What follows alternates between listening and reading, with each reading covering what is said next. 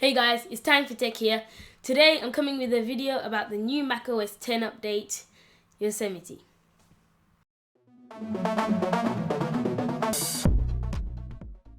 So obviously with the new OS you can expect some new features, not too radical, but obviously some features that you may like. The first thing I've got to say is the amount of pre-installed apps there are. I find it quite annoying how many apps there are pre-installed, especially on the iPhone, because you don't have the option to delete them or remove them or something like that. You have to just keep it on the phone. There's nothing you can do about it. Same on the Mac, but it's not really as big as a deal since it's not such a small space on the screen as an iPhone.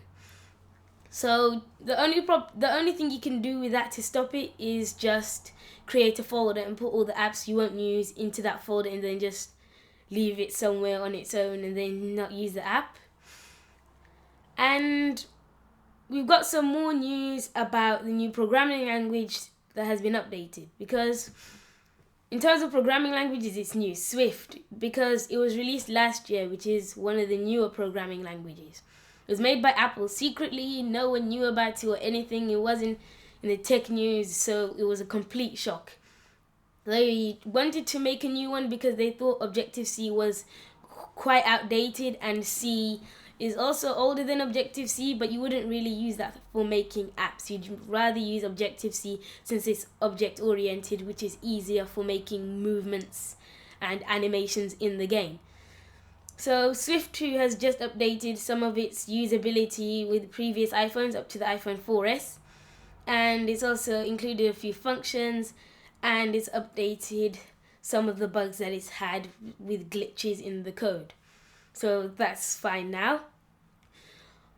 The main feature, which isn't really a big feature, is the new multitasking. It's not really proper multitasking, it's just where you can switch in between apps a bit more than usual, and it's also, you'll just think that it's better, but it's basically the same thing.